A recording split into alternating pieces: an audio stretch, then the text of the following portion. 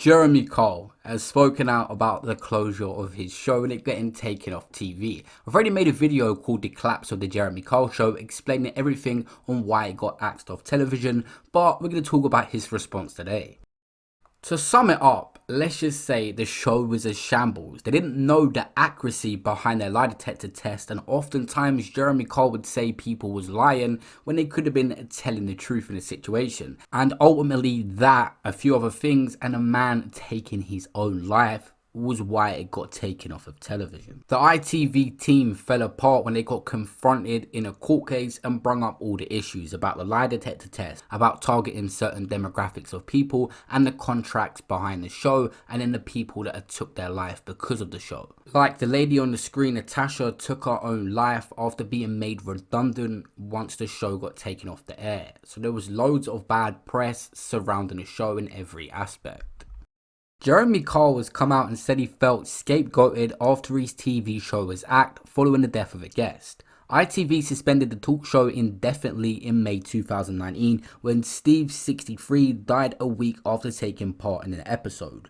Breaking his silence more than 2 years later, Carl told The Sun how he felt too low to leave the house and was diagnosed with an anxiety disorder. The 56-year-old said he does not want to sound woe is me, adding that what happened was a terrible tragedy and devastated for the man that passed away, Steve's friends and family, as well as those that worked on the show. He added, but it hit me hard and it's been awful to feel so scapegoated and without being able to have my say about the accusations that often seem to be leveled only at me. He said, I felt hunted and made out to be responsible for everything that ever took place around the show, but I was just the face of it. 100 people lost their jobs that day and I felt truly awful for them too and worried for their futures, but I felt completely alone. Opening up about his battle of anxiety, he said, I've used to think, get a grip, when some celebrities talked about those sort of problems. But suddenly I realised firsthand you can't always do that. I never thought they would affect me like they did. That was a shock, but I've always said if you got a problem, admit it, then seek proper help. So that's what I did.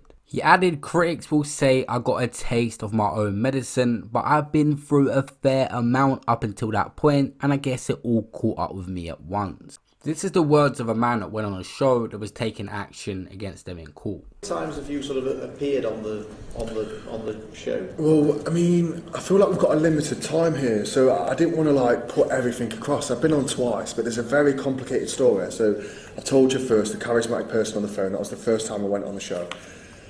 Then, like I said, the second time I went on the show, right, I was basically phoned up by them. And they says to me, Dwayne, come on the show. And I was like, I'm never going on your show ever again after what you did to me last time. But then, like I said, these charismatic people that they employ is saying to me on the phone, he's saying, oh, Dwayne, right, you can come on the show this time and you can redeem yourself. Like, yeah, you was the most hated person last time. Come on this time, Dwayne. We'll tell Jeremy, we'll sort something out, and you'll be the most liked person. There will never be a person who's ever been on that show who's been more liked than you this time if you come on. Like, they're so manipulative. And bearing in mind, I'm only 22 at the time, so I'm definitely a man, but I'm still like not fully developed in like thinking about my future and stuff like that.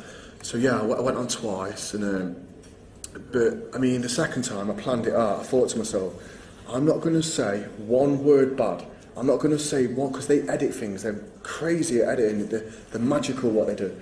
So I thought to myself, second time I went on, I'm not going to say one bad word. I'm literally going to answer the questions back. I'm not going to rise to him when he's calling me names. I'm going to come on and I'm going to, redeem myself.